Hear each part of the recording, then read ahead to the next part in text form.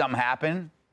We'll get to that, the Trump indictment news and the B block, so stick around for that. But first, it's almost the weekend, which means Kudlow's getting the jacuzzi power scrub just in time. It's the only way to get all that Jell-O out.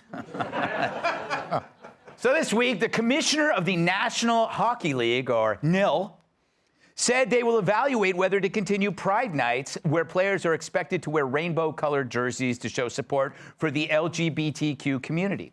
He says, quote, players may not feel comfortable wearing the uniform as a form of endorsement, and he calls it a distraction.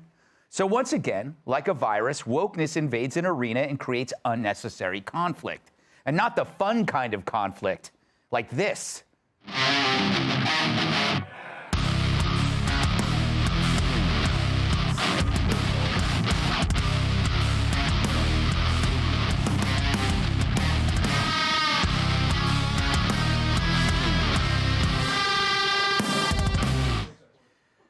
To think politics is destroying the sweet wholesomeness of hockey.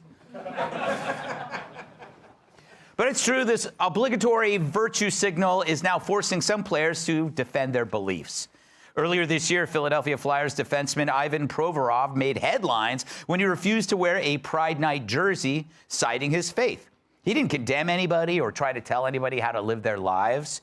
He just refused to participate. I bet he respects everybody's choices. I respect everybody's choices. My choice is to stay true to myself and my religion. That's all I'm going to say. And that's all anybody should need to say in the United States of America. But he was condemned as a homophobe anyway. It was quickly followed by a lifetime ban of Broadway musicals and shopping at Pottery Barn. Then there's Eric and Mark Stahl from the Florida Panthers, who sat out warm-ups during last week's Pride Night game. They, too, cited religion, but also said, quote, we carry no judgment on how people choose to live their lives. All people should be welcome in hockey. And the entire Chicago Blackhawks team decided against wearing Pride jerseys because its Russian players don't want to be killed when they return home for embracing a lifestyle that Putin doesn't. Even if Putin does love riding bareback and shirtless. Tell me that's not gay. Oh, man, please don't kill me. So now you got at least 6 NHL teams deciding to nix the Pride jerseys altogether. Now, I really don't care what they wear. In a perfect world, they'd all be shirtless. But what a stark contrast to the wimps at Major League Baseball who bowed to the woke when they moved the All-Star game from Atlanta to Denver because activists had called the new voting law racist, and it wasn't. But we should have known that MLB would have no balls ever since they started taking steroids. But libs seem to always drop the gloves when they hear someone won't conform. But now, maybe that's over, because it went too far. The fact is, the word pride has been tainted by the relentless demand to celebrate it. Pride can't be mandated. How can you be proud of something you can't control? It's a deadly sin for a reason. Instead, be proud of what you do, not who you do or who you are. Sure, I may be a 10, but I was born this way. But you should see what I can do with my uvula. See the difference there? It's what I do, not who I am, that matters. And really, why expect players to express loyalty to something that they might not believe in? You're not changing anybody's minds, you're just making them resent you for pushing them around. I mean, do you really think anybody will stop being a bigot thanks to a different jersey? That's like expecting The View to be slowed down by a nutritional label on a bag of Doritos. Nope, the people forcing this on you expect you to be afraid. Like when Brian Stelter asks to use your bathroom. Never over. It'll never die. Never over. Look, we all believe in live and let live, but enough of the compulsory oaths. Pride days, pride months, replacing pronouns, activists preying on confused kids. The bullied are now the bullies, and your obedience is their lunch money. But look, there's a fundamental human reaction when you're pressured to do something, and that is not to do it, even when it's right. Anything that smacks of forced behavior always ticks us off. It's why I hated school, or when Larry makes us empty our pockets when we leave his house. At Fox, there are days when the hosts are asked to wear a specific color to represent an illness. Wear red, reads an email, it's for heart disease. Wear pink, reads another, for breast cancer. And please, bring a banana to commemorate Peyronie's disease.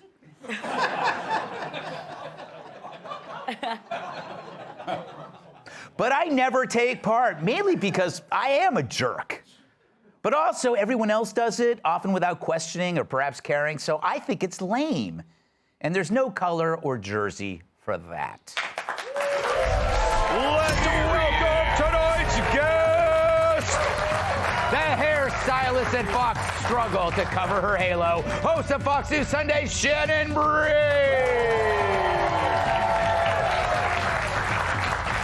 He was on the cover of Fortune magazine's swimsuit edition. Host of Kudlow on Fox Business, Larry Kudlow. She's like sand, blonde, gritty, and your mom gets mad when she finds her in your car. Fox News contributor, Kat Tiff.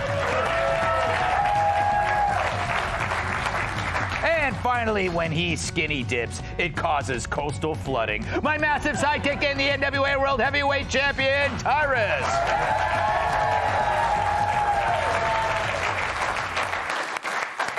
Shannon, I have a working theory that I think we are now going to see this kind of correction where we all collectively realize that politics and fun don't mix.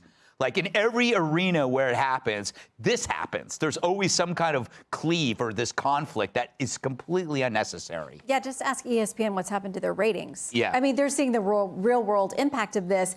And the thing is, we had this Wall Street Journal stuff out polling a few days ago that said all of these things are tapering off in society, like faith and patriotism and all this kind of stuff. But the idea of tolerance, that we should be tolerant of other people, has dropped from 80% to 58% in the last 4 years. So a lot of people are like, no, we don't have to tolerate other people's ideas. And that can work in a lot of different directions. But when I think about these things with the sports teams and the jerseys and players having to come out and make an individual choice or discussion about what they're going to do, don't you want people who like genuinely are very supportive of whatever your thing is? It's like going to the cake baker and saying, I know you hate my guts and you don't support what I'm doing, but I want you to make this cake. Wouldn't you rather have somebody who's like, I feel joyful about supporting you and whatever the cause is? I don't know how corporations and sport teams are going to continue to pick and choose which things they're going to force everybody to agree that they love and want to support. Yeah, and the thing is, it is true, Larry. If it's forced on you, then it's not real. When anybody asks me to do something, I just instinctively don't want to do it. And that's kind of like part of being an American. It's like bucking the trend, saying, you know what, you can't make me do this. I kind of like to be asked myself. Yes. Depending on what the ask is. I know. Greg. I know. But you play hard to get. I think fans, sports fans, of which I'm one, of whom I'm one, are sick of politics in sports. Absolutely sick of it. And I think in general, I think people are tired of gender politics in general. We've gone way too far on that. And I just want to say that the New York Rangers are going to win the Stanley Cup this year. It's very important. And I think without any politics, the Yankees won their home opener this afternoon. Aaron Judge hit a home run. Garrett Cole pitched a gem. So there you have it. I'm a sports fan. I don't give a damn about these politics. Not one single damn. Yeah, and I think it's only a few people, Kat, right, that are that have graduated from their Ivy League with these newfangled ideas, and they take them to their companies like the NHL, and they impress it upon management, and management's too scared to say anything. Next thing you know, every hockey player's wearing a dress. Whoa. What? Yes.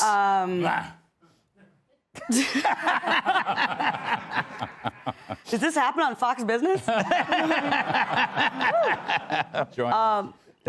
Well, so compulsory activism is not activism. Right. So it doesn't matter any of these players how they feel about this or any issue, regardless of where they stand on it. If anyone were to ask them, why are you wearing that? The only accurate answer would be, because the corporation I work for told me to. Exactly. That's even if they do believe in whatever cause it is, in this case, LGBTQ LGBTQ community, it still wouldn't be the reason. They didn't go pick that patch out and decide to put it on because, oh, I support this community so much. This was given to them like, hey, wear this. That's not an inspiring thing. That's not activism. It's really kind of, and to have all these arguments over something that's like so cheap and forced in the first place, you're not actually supporting anybody. You're not supporting anybody. You're basically saying, I'm getting paid by these people. Yeah. So I just want to get through the game. This. Yeah. And it's like, and I don't even think people want to fight on this hill. It's like, yeah, I'll put on the jersey. But if you don't want to put on the jersey, then you get grief. That's the problem. Well, as an athlete, you're there to just try to play the game at the best of your ability, and then you try to block out the other stuff. But there's levels to this, you know, and whether it's Pride Night or Star Wars night, or because I have season tickets. I go to my Pelicans games because I can't get to the Celtics game. And fake news, by the way, the Bruins are going to win. But but the best record. But the point is, though, the players don't have to be the pawns. You can we had just had Pride Night at the Pelicans game, and they had the big banners and supported, and they changed the color of the sticks you bang when you don't want the guys to make the free throws. But the jerseys didn't, and they played the game. So you had a choice to support. This is the night tonight. Embrace it. Cool. Halftime show represented. They did the same thing. And that's fine. That's great. Everyone can choose to be a part of it or not. When you decide, and it's one person, to force things on people, to say, wear this jersey, or try to shove it down their throat, so to speak, and make them represent you, I'm glad to see that we are living in a time where guys can say no now. Right. You know, and so what if they don't like you on Twitter? Twitter's not a real place. Right. You know what? But good for them for saying no, and more people, because it's contagious. It started out with one guy. Now you had a whole team that said no.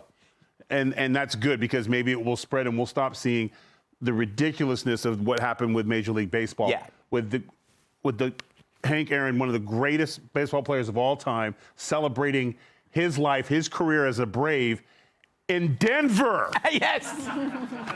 Morons. No, it's crazy. I don't and think that hurt black businesses. Yeah, I think if that were to happen again, it wouldn't happen. Like in this, I think we've all seen that it's gone too far, and now I think you're seeing the correction. I hope. Hey, Sean Hannity here. Hey, click here to subscribe to Fox News YouTube page and catch our hottest interviews and most compelling analysis. You will not get it anywhere else.